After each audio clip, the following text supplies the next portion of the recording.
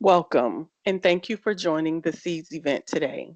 I am Shoni Flowers. I will provide technical support for today's event. If you run into trouble, please use the chat feature to contact me directly. Please use the thumbs up reaction to let us know that you can hear.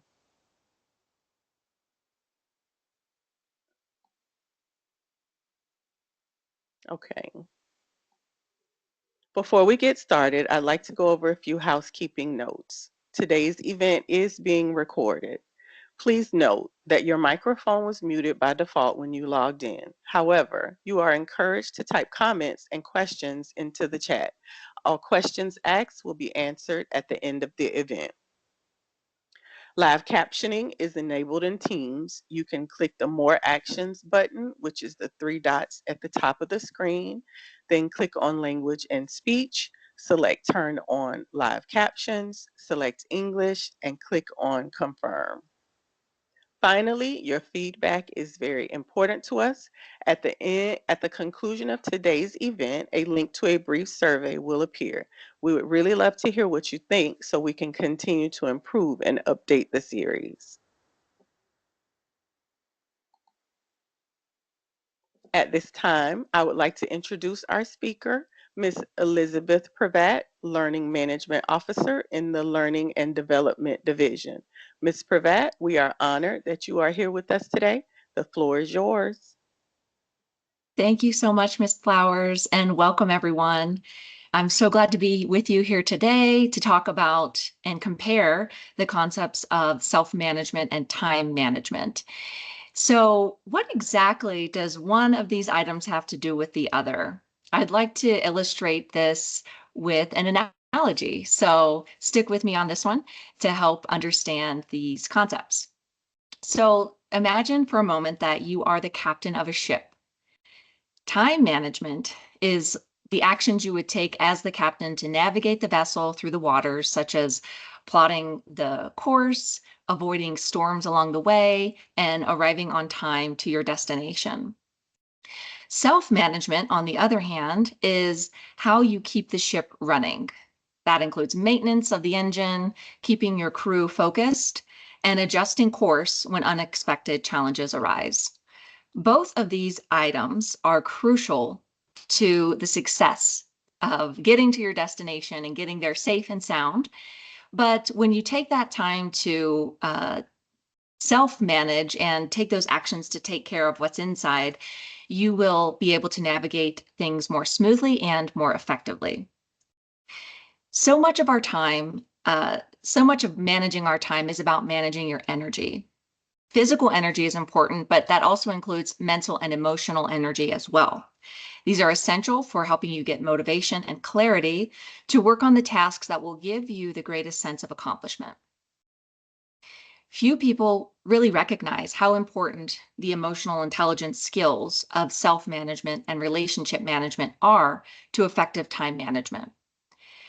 Jones Laughlin, who's a global keynote speaker and author for groups that are working to achieve engagement and work-life balance, suggests that to take our time management to the next level, we need to stop trying to figure out how to squeeze another hour out of our day, but instead spend a little more time reflecting on how our emotions may be increasing or decreasing the energy we need to actually get the right work done. So for today's session, we'll focus on that. Let's take a moment to talk about our objectives and what exactly you can expect to come away from today's training having a better understanding of. First of all, I would like you to be able to increase your own self-awareness of distractors that you might have in the workplace or other impulses, stressors, or habits that could be impacting your time management. I want you to be able to identify some self-management techniques that will help you improve your focus and productive use of your time. And lastly, I will be discussing what's called the Eisenhower method of prioritization and time management. Before we move on to the content right now, I'd like to introduce my chief of the Learning and Development Directorate, Ms. Simone Conforto.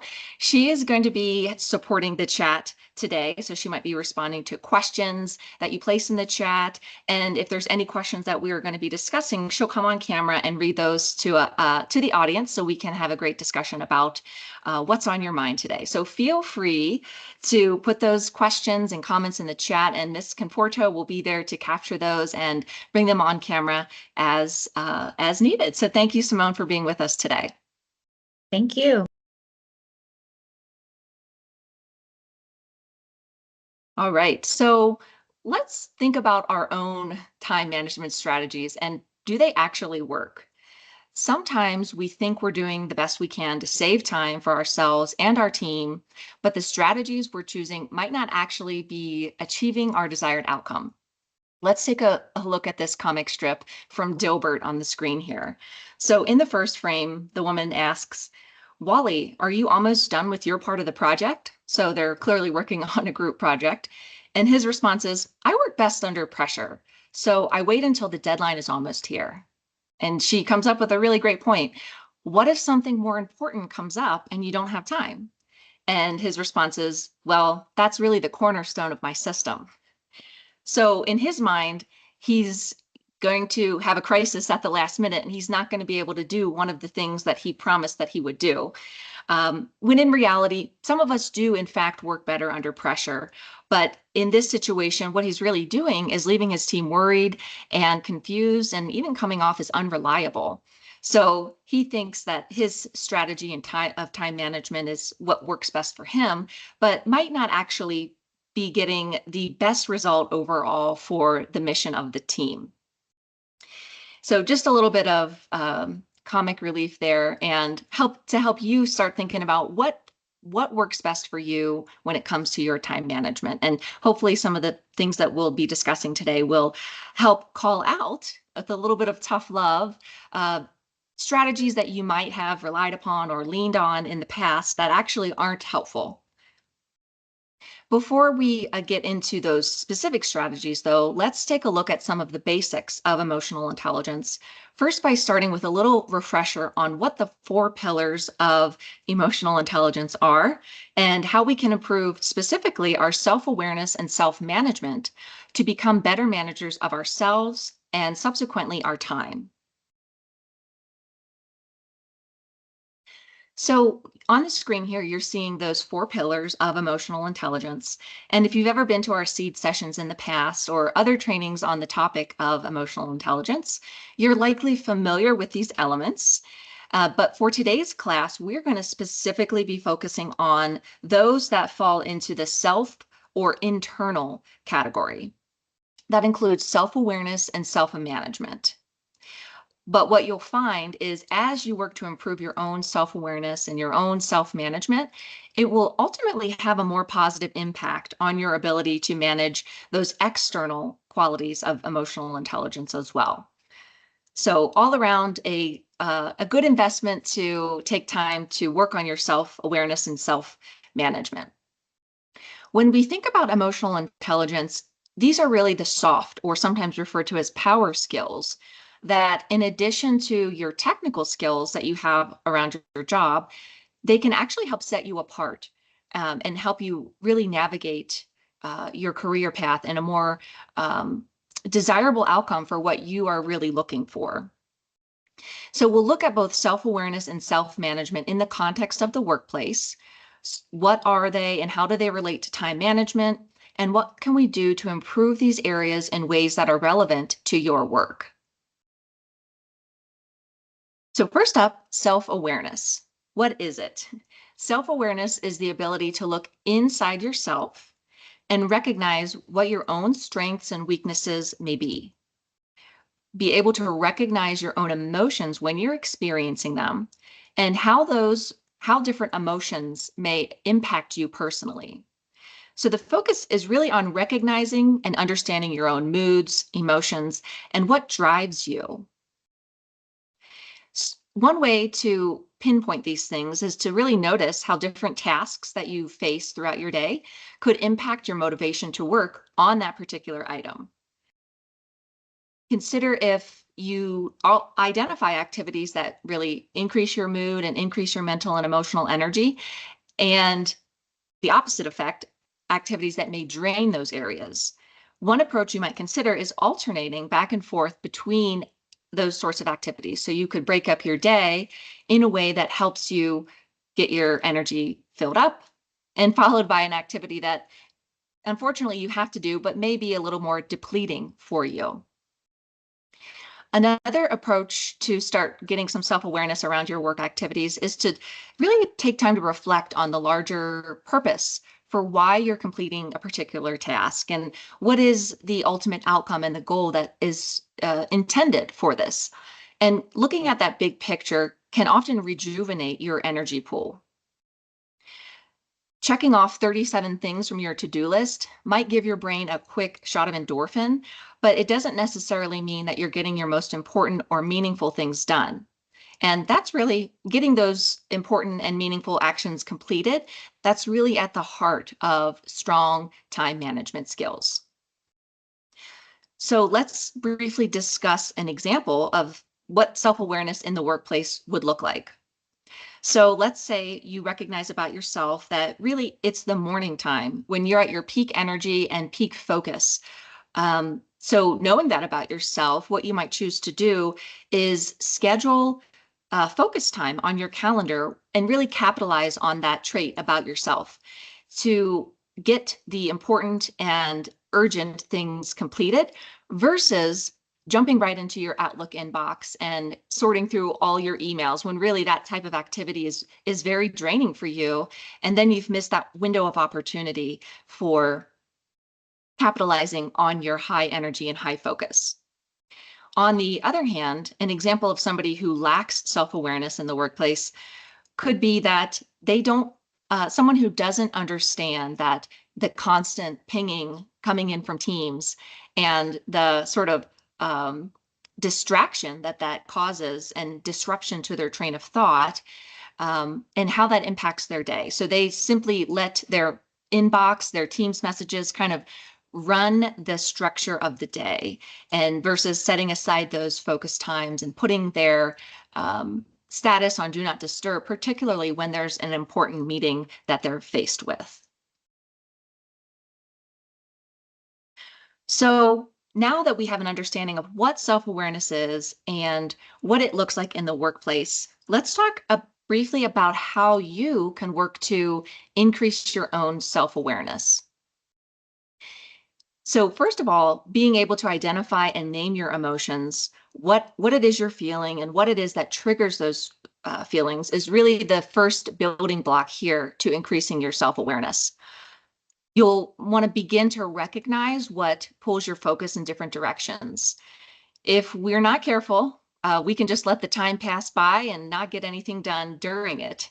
And technology is kind of one of those challenges that is both a gift and a curse. It can help us be more efficient, but it can also be a major distraction to our workplace if we're not using it efficiently and in ways that are beneficial to us. Instant communication is at our fingertips, but it can be overwhelming. And on top of that, the temptation to escape when work gets frustrating or we feel stuck can really derail our goals for a particular day. And sometimes we might find ourselves in a situation where we want to chat with a teammate. Maybe that turns into something of a vent session where we're going to get some frustrations about the workplace off our chest. And to a certain extent, that's helpful to connect with your teammates, but sometimes they can get out of control and we end up spending, 15, 30 minutes on a call in these vent sessions. So it's something that you really want to be aware of how you are spending your day. So that's why we have these suggestions on the screen here. And these might be ways that you can gain some self-awareness about how you're currently spending your time. If you take an honest look at how you are spending the hours of your day, and it might be an eye-opening experience to see where that time is going. Once you have that information captured, take some time to reflect about how do you feel about that, about how you're spending your time. And on top of that, how did your energy flow throughout those moments of your day? When was your energy the highest? What activities really drained your mental and emotional energy? You could also take a look at your peers for some of that input as well. It's helpful to take a look, get some honest feedback from somebody on the outside to cross-check your own perception of yourself and how others are perceiving you. That can often be a very eye-opening exercise.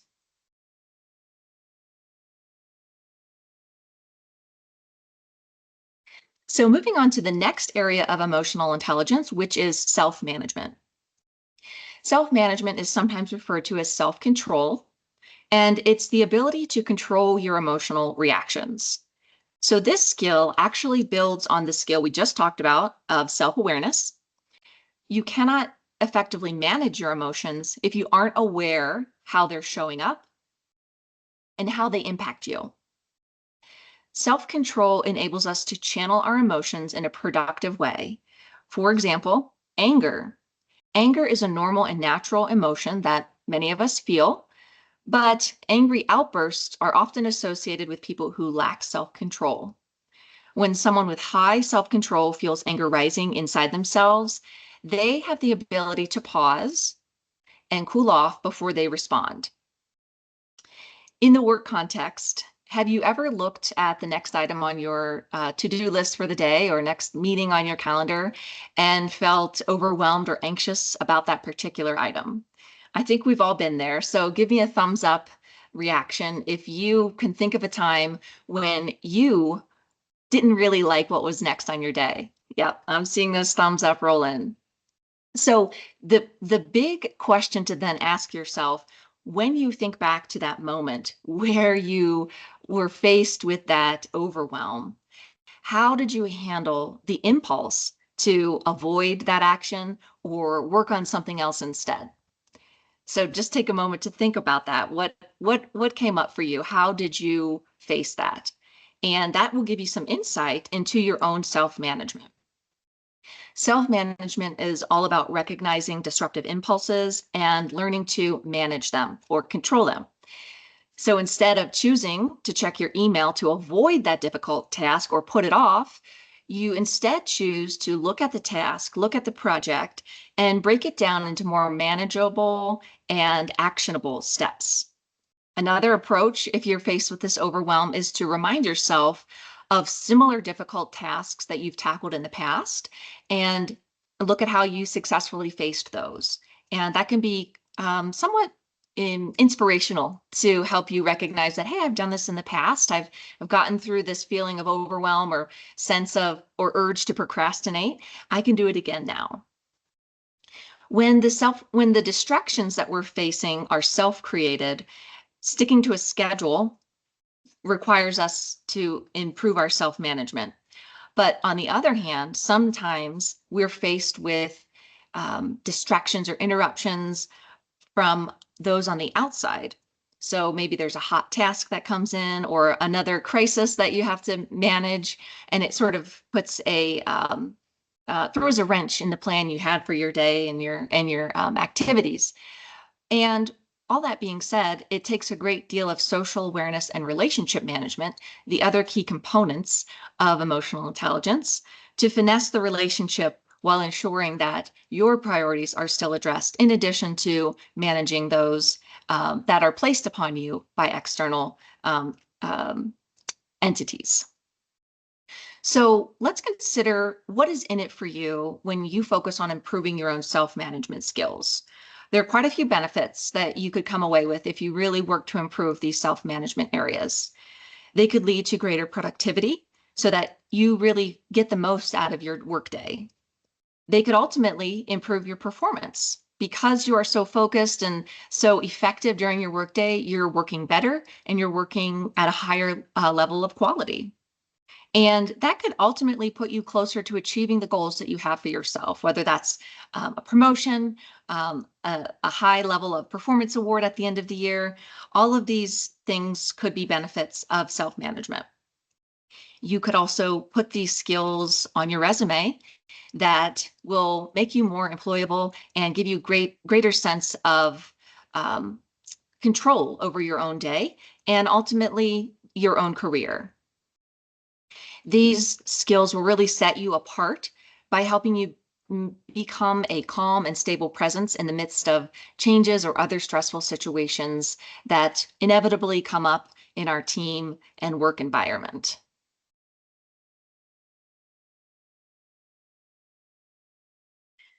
So one perspective shift that you might take into consideration when it comes to improving your own self-management and your ability to manage those feelings that you recognize within yourself is the concept called Covey's moment of choice. This is from Stephen Covey's book, 7 Habits of Highly Effective People.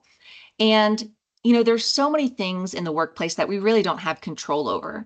But one of the things that we do absolutely have control over is the way in which we react to a situation that is before us. So the concept of the moment of choice is that in our primitive brains, where the fight or flight reaction takes place, the amygdala is that part of the brain where that occurs. And often when a stimulus is detected, a response on a primitive level can be triggered before the rational part of our brain has an opportunity to contribute to our reaction. So I want to say that many of us have felt this experience before. And the first thing that you want to do is to understand about yourself is, how does this kind of primitive primal reaction show up within yourself? And then from that point, you can begin to change or kind of take action to quell that more severe reaction when you recognize those feelings. For me, I know that I tend to, my face will turn red. I'll start to just get a little warm because I feel a little bit of anger inside myself. I might even tear up a bit out of anger or just a strong sense of emotion. So when I feel those physical reactions, I know that I have to stop or step away before I take any action to do something that is out of character for the given situation. So think about how you feel in those types of situations and then start to be familiar with that reaction within yourself so you can tweak how that reacts. So in the graphic on the screen here, what you're seeing is, in the natural state of our minds, we have a stimulus, it goes directly to a response. But Stephen Covey says that between the stimulus and the response, we actually have one of our greatest powers, which is the freedom to choose. And that is our moment of choice. So when you're stressed out or overwhelmed and maybe ready to slam down the phone or start cyber loafing because you're just so frustrated with whatever's on your plate today, you do have an opportunity to make a better choice. Take a deep breath and allow that rational part of your brain a little time to catch up and help support you to that more impactful decision. So let's take a look at some self-management techniques that might help you once you recognize these traits within yourself. So we're going to cover 6 techniques that you could possibly use to help you improve your workday. What I want you to do as we go through each of these, and we'll have a poll question afterwards, is think about, what are you already doing well? Because that can really be a great starting point for understanding where you find success. And then you can take that reflection and build upon it to create even greater success if you find that you're already doing something well, and maybe you can just continue to build in that area. So the first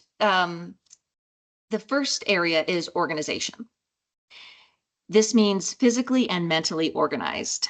If you haven't already done so, it's always helpful to create your workspace and set it up in a way that allows you to focus and structure your day and tasks efficiently. Then you can use your self-awareness skills to identify things that might be distracting you and figure out what you can do to remove them.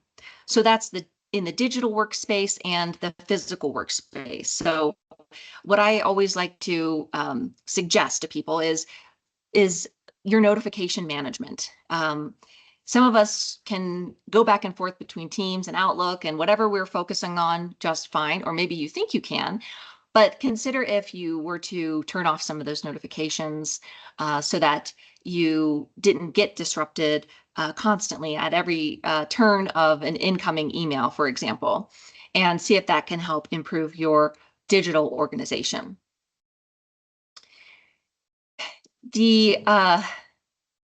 Another great technique here is scheduling meetings with yourself. So I know that we often have things that are very important to us, and we'll get into when we talk about the Eisenhower method here in a bit, we'll talk about what is the most important thing to you. But one way to ensure that you stay on top of that thing that is important to you is schedule that time on your calendar and really stick to it and honor it so that you don't let it go fall by the wayside, or you don't let it get hijacked by other pressing priorities that come in, and see how you can really be more loyal to those things that are the most important to you. So moving on to goal setting.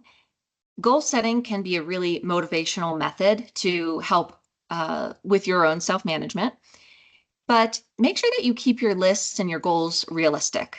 Remember that we're all human and we're allowed to be. So we do have things that come up. We do have to shift and change course.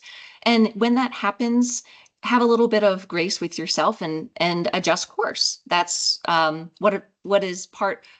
that's the beauty of setting goals is they can be adjustable.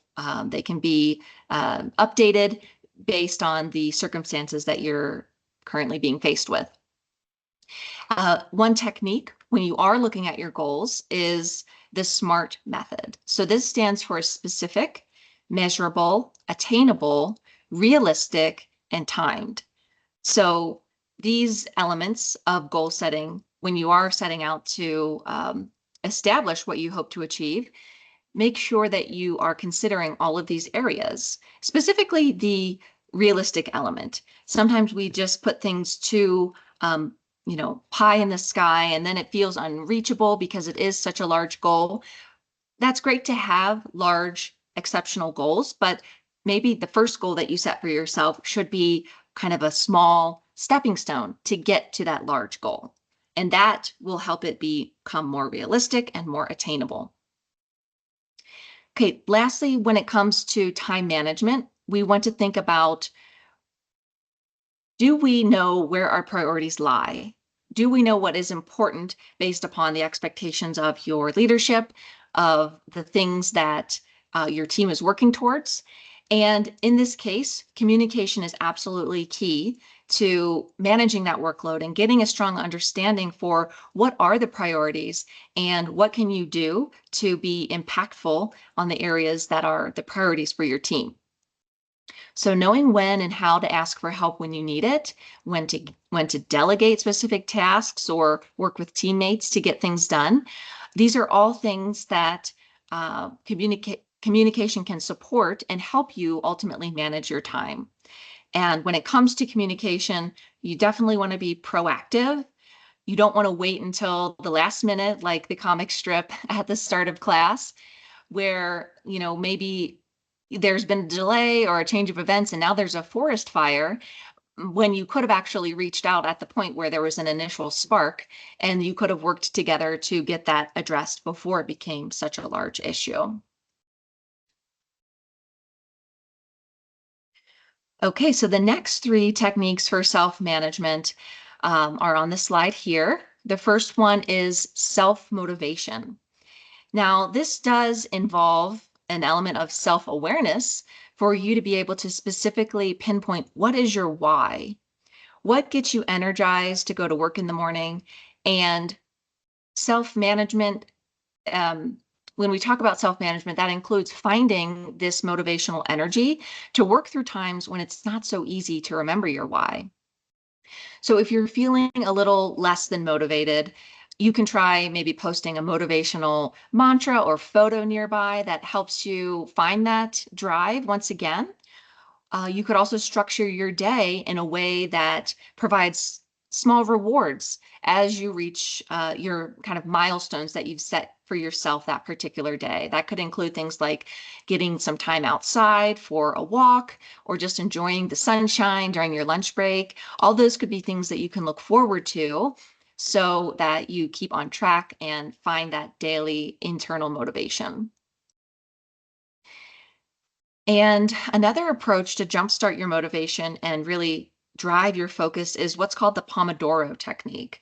I've used this before and it can be quite effective. So what this technique is basically a timer concept where you set a timer for 20 minutes and you really are laser focused during that 20-minute time chunk on a particular item. And after that 20 minutes is up, you take a small 5-minute break. You do that in up to 4 iterations of 20-minute blocks, and then you allow yourself a longer break.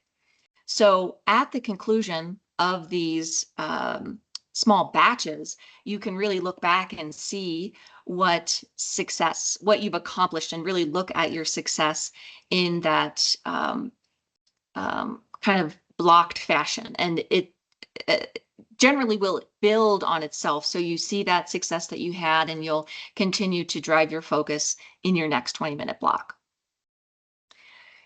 So let me know if you have ever tried that before, or if after today's training you end up trying that, and we'll see if you find success with that method, because I know it was definitely helpful for me. Okay, I see a question in the chat here from Donald. What tips do you have with being able to use the SMART goals when your position is always fluid?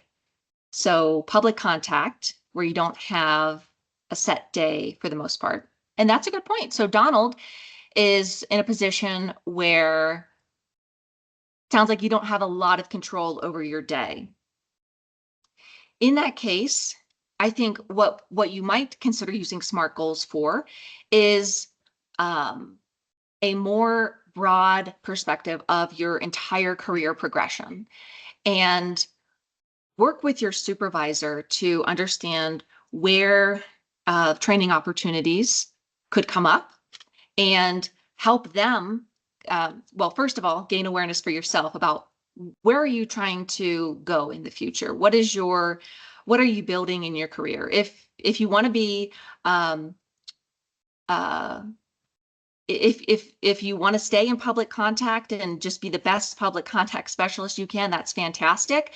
Ask for learning opportunities for continued education, continued professional development that reinforce those communication skills with the customer, and also your technical skills around the information you're consulting with the veterans about. If you're looking to maybe get a stepping stone to your next career, identify that about yourself and talk to your supervisor about something like an individual development plan. And that can really help you understand what steps, what skills within yourself you might need to develop to be the most impactful applicant when that next job comes available for yourself. So maybe in your case, since you don't have a lot of control over your day because of the nature of your work, SMART goals can still be applicable, but on a larger scale when you're thinking about your entire career and how you want to develop yourself professionally. So great question, Donald, and I hope that was helpful. Okay, and Daniel says that his job requires him to be on the phone many hours of the day, and your time is kind of under a lot of scrutiny. Well, Daniel, a very similar advice that I would tell you as I just told to Donald. But also I see that you're here in this training today, and that is fantastic. So look for more opportunities like this to continue to find ways to engage in that professional development and help you grow your skills, and take that time to do that self-reflection, to learn about your own preferences, your own emotions, and what really drives you. Where do your skills really come alive. And once you learn those things about yourself, that can help you understand where to take your next career move or how to better ask for training opportunities, such as this one today. So great questions. And I definitely look forward to hearing how you can use these skills that we're talking about today to help build those opportunities. All right, so we talked about self-motivation. We talked about the Pomodoro technique. Let's talk about stress management. And it's not realistic to think that we could ever eliminate stress at work. It's always going to be there. So really the best approach that we need to do is just learn how to manage it and how we can manage our reactions to our own stress. So when you're feeling stuck or stressed out, and it might be keeping you from moving forward or really engaging in tasks in a meaningful and productive way, try to change your perspective a bit. And that could be just as small as actually changing your physical perspective. Get up from your desk, take a short stretch break, or stand up while you're in a meeting. And that small shift in perspective can just help reinvigorate what you are engaging in and help you get that different viewpoint. When things get rough, which inevitably we all go through those highs and lows, you can think back to a past success or a past obstacle that you've overcome. Because I know that the challenge you might be facing now, that's not your first challenge. You have a track record for success because you're here today and you are wanting to grow as an individual, as an employee, as a human. So I applaud you for that. But think about what helped you in the past and how did you get back on track after something derailed you? And take that, number one, celebrate that you made it through a prior storm successfully, but think about how did you do that in the past and how can those skills that you had in the past work for you today? And then, of course, the ultimate self-management technique is mindfulness. We're hearing so much about mindfulness these days, and it's really one of the more impactful and easily accessible practices that you can engage in today. So that could be taking a pause to just breathe, really be present and recognize what emotions you're feeling at this time and just feeling them versus trying to avoid them. You could use journaling or meditation as a method for processing this information. And really just a few short minutes can really help reframe how you're feeling about that situation. And then lastly here, never underestimate the power of accountability to, number one, find a sense of ownership in your own work, be accountable to yourself, but also look at it from a team perspective. What role do you play as part of a team? And how is that feeding into the greater functioning and success of an organization? If you look at the big picture and the part you play in it, that can really help reinforce your why. And knowing that your contributions make a difference can really help drive you to continued success. If self-accountability isn't the easiest thing for you to do, and I know sometimes I ultimately struggle with that too, it's very helpful to find an accountability partner. Somebody like a trusted peer or maybe a supervisor who you have those monthly connection calls with. Express that to them about what you might be struggling with and ask how they can help you keep on track with your goals. And if it's a peer, maybe you can set up a recurring check-in once a week to say, hey, how are you doing? How did your week go? What did you improve upon? Or what can I support you with going forward? And having that connection can really help drive us to continued focus and ultimately our growth journey that we're all on here. So being a shoulder or an ear for someone else can also lighten your load too. So just remember that you're not alone when it comes to this self-management approach. So we do have a poll question now, and I had mentioned a few slides ago to start thinking about what of these 6 areas are you already good at? Because I want you to again, this in and of itself is a little bit of self-awareness that I've asked you to start engaging in. So I would like you to make a couple of selections here. If more than one applies, if it's just one, that's fine as well. So what area are you already good at? Make your selections and click submit. And then after you do that, you can close out of the dialog box. And while these responses are coming in, I'll check in with Simone. Any comments in the chat that we need to recap or touch on?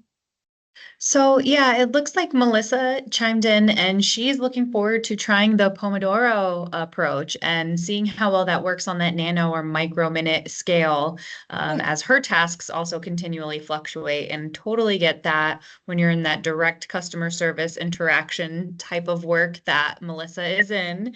It's nice to kind of give something like the Pomodoro approach a try. So thank you for sharing, Melissa. Absolutely. Thank you, Simone. And I look forward to hearing how that goes. So feel free to reach out if you have success or have additional questions about that. So let's take a look at this poll responses. What are you already doing well? So let's see. We've got accountability and organization. We've got 25% for accountability, 22% for organization. So a lot of you are having success there. That's wonderful. And let's see, self-motivation, 16% of you are feeling confident in that area. Seeing the lowest here, which is not surprising, 8% are feeling like they're good at stress management. So that might be a challenge for those of you who feel a lot of stress and feel the impact of that stress on your day-to-day work. Take an honest reflection of what is driving your stress, what can you do to manage it? Because as I mentioned, it's not realistic to try to eliminate it. So if we try set a goal for ourselves to eliminate it, we might just be setting ourselves up for failure, unfortunately. So those of you who are feeling a little discouraged in the stress management area, that could be a good place to start to find some of the most great success.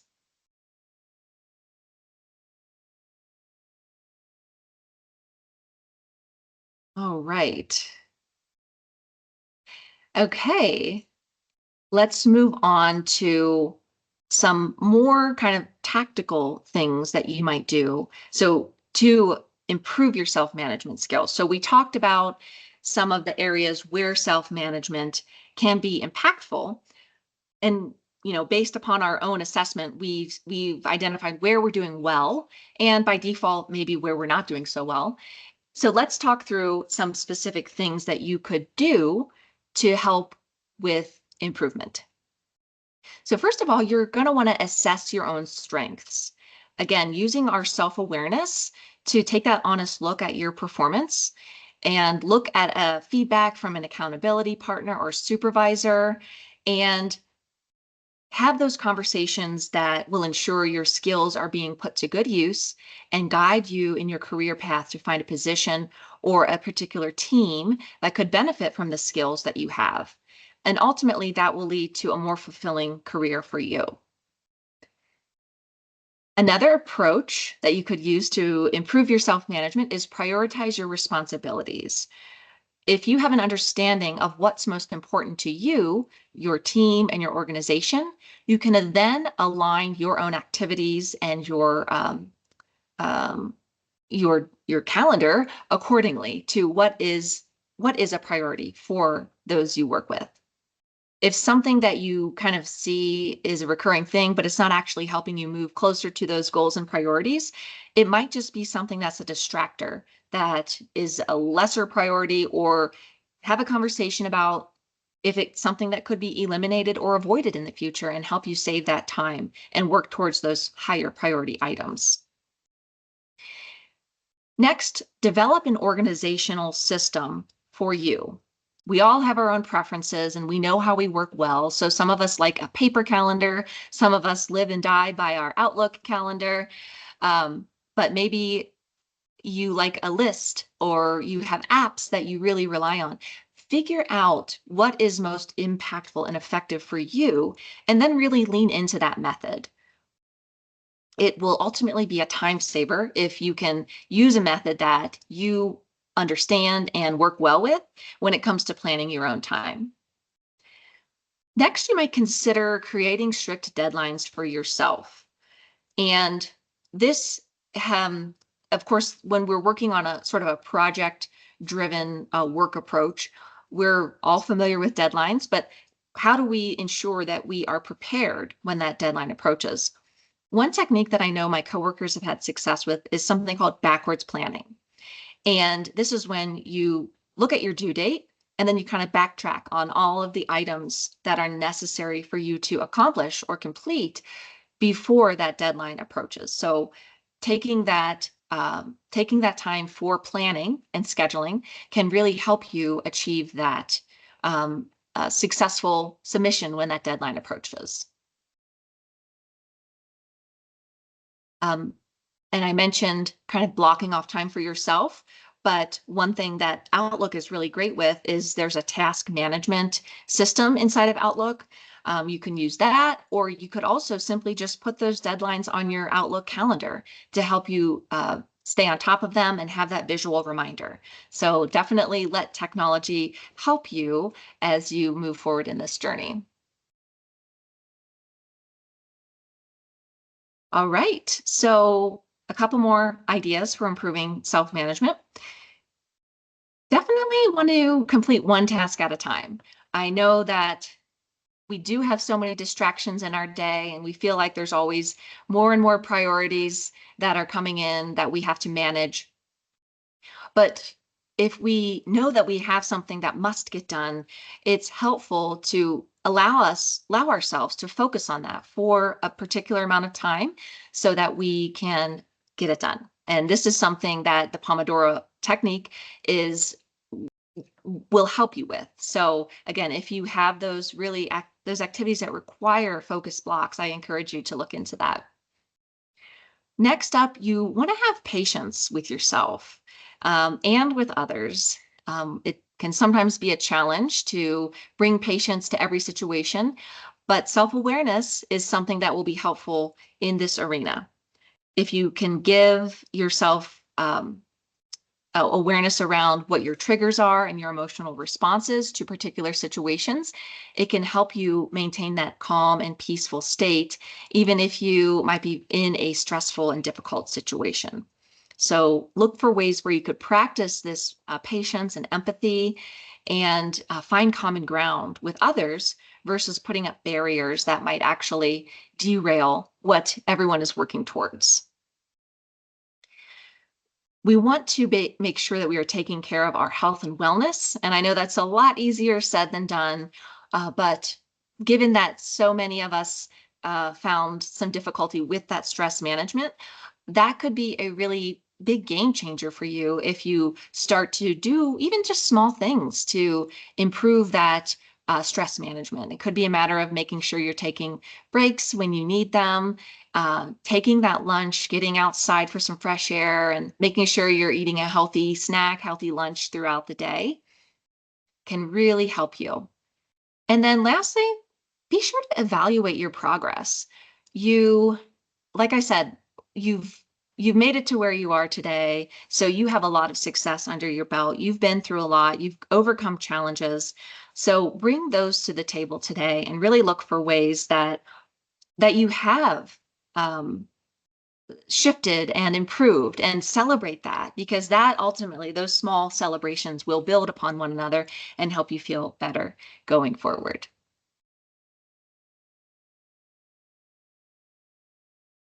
Okay, so let's talk about why you might want to try to manage yourself and your time. So this is where we're going to start talking about the Eisenhower method. And before I introduce that concept, let's talk about this first idea of the big rocks. So on the left-hand side of the screen, you're seeing a jar with some sand on the bottom, gravel in the middle, and the big rocks overflowing out of the top.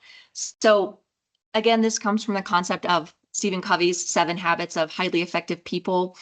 if we let the sand or the gravel, those smaller things in our lives, so, let ourselves be ruled by our inbox, be ruled by the Teams messages we receive, we're not going to have time for those big rocks or those things that are the most important to us throughout our career, throughout our journeys here. But as you see, if you structure things a little bit differently, you put the big rocks in the jar first. So that means you are prioritizing the things that are the most important to you. They'll all fit in the jar.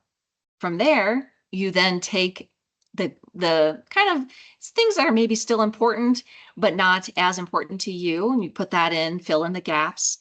And then lastly, even the sand will go into the jar together with those big rocks.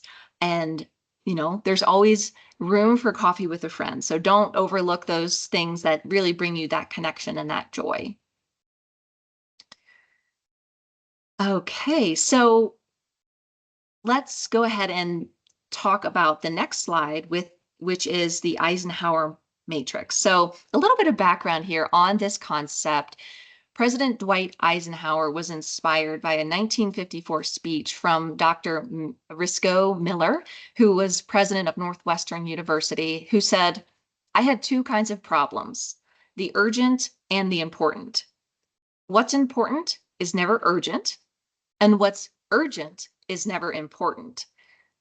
So that's a very eye-opening message there. And in hearing that speech actually gave birth to this highly valuable tool for time management, which helps with task prioritization. And although Eisenhower was partially responsible for coming up with this matrix idea, the concept was made even more famous by Stephen Covey in his book, The 7 Habits of Highly Effective People.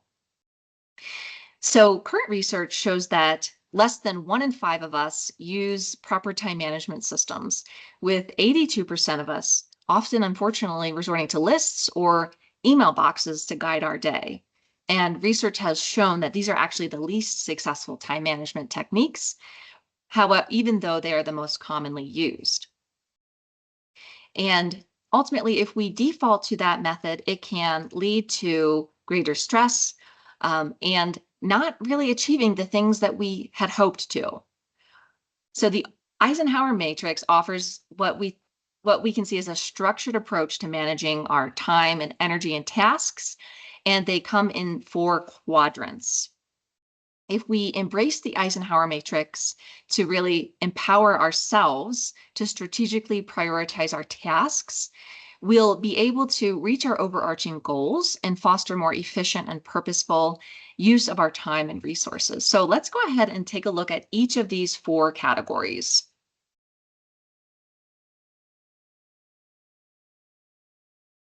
The first category is the intersection of urgent and important. These are things that must be done by ourselves. We can't necessarily delegate these things. They've been assigned to us and we must get them done, and they have a very quick deadline. So we don't want to avoid these. We want to do them, but we want to use caution to make sure that we don't let these urgent items rule our day. Okay, looking at the next element.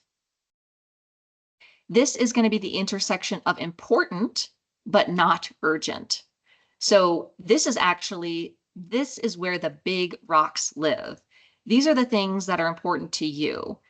And unfortunately, if we let ourselves be constantly managed by the urgency of tasks coming our way, we will not ever get to our big rocks. And so this is why in the book and in the guidance that falls out of the book is we have to prioritize our own big rocks, because otherwise they will ultimately fall victim to things that are on fire.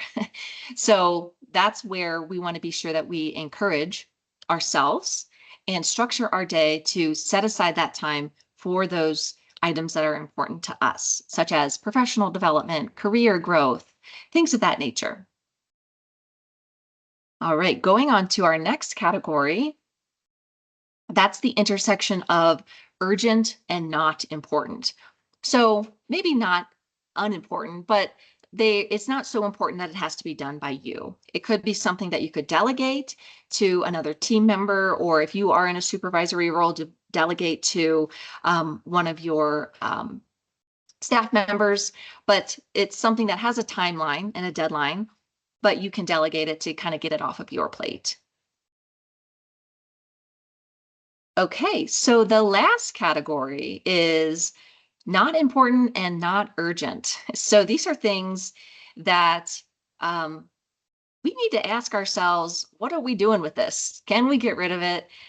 Can we stop doing this thing that doesn't feel urgent and it doesn't feel important? Unfortunately, we do have things like that.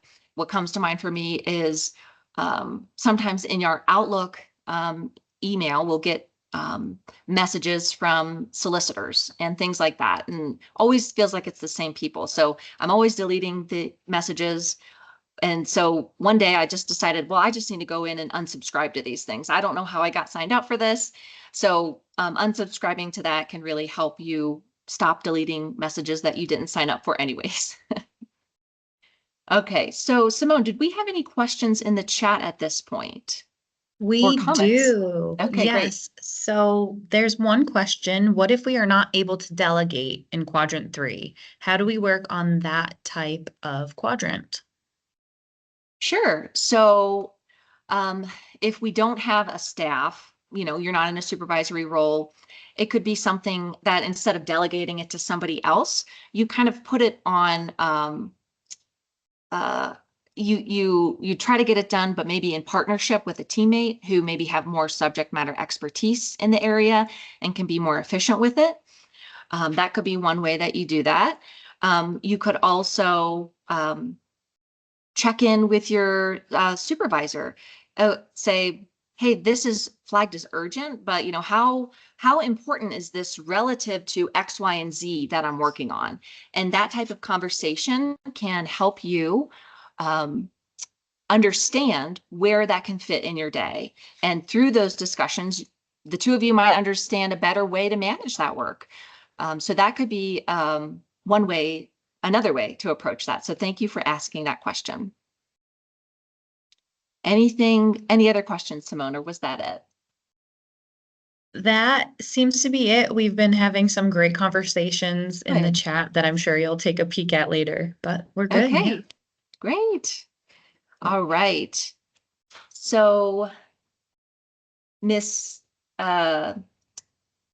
Miss Flowers, if we could go ahead and, yes, this is the slide I'd like to be on. What I would encourage you to do at this point is take a look at what's on your plate. Look at your current tasks. So we've got an example here on the screen of what things need to be accomplished for a particular item. Go ahead and do this for your own day-to-day work, or maybe a week's worth of work. Look at all the things before you and take a deliberate approach to figuring out what category these would go into. In the slides that I sent out to everybody, I did include a blank quadrant. So definitely take time to understand how you can structure your day to make sure you don't overlook those big rocks and the things that are really important to you. So let's go ahead and move on to any last questions from the group. I know that we covered a lot of ground today, and if there are any things that you feel like you want to address right now, we have a few minutes for questions. Otherwise, if something comes up for you later, I would love for you to reach out to me and we can discuss that individually. Really great to hear so many of you saying that you needed this, that you are going to implement these techniques. I really challenge you to do that. And if there's no questions right now, I will hand it back to Miss Flowers. So there were a couple. I'm trying to catch them. Lots of thank yous. Thank you, Elizabeth. Okay. So one person asked if the slides were sent out, and yes, if you were registered, you should have received those, but we can go ahead and make sure that we get that resent out to you, Caroline, just in case. And then there was another question is, how can I receive more alerts for career training? So we do have a Seeds SharePoint that actually it's the HCS calendar. And I'll put the link to the HCS calendar in the chat here. And that is going to detail all of the events that HCS offers. So I would encourage you to check that calendar periodically to see what training Seeds is offering. And I know many of the other divisions within HCS offer professional development opportunities. So again, check that calendar for updates, and we'll post that in the chat momentarily. Okay, thank you, Simone. And then just to recap what we covered today, increasing your self-awareness to talk about your own distractors and impulses and habits related to time management. We identified some self-management techniques to improve focus and productive use of time. And then we described the Eisenhower method of prioritization and time management. I appreciate your focus and time today and look forward to seeing you at a future Seeds event.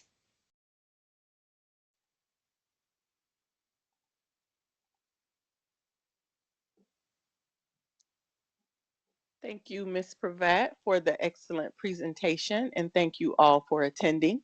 We would love to hear from you, so please take a moment to fill out the survey so we can continue to improve and update the series. That concludes our session for today. Have a great rest of your day.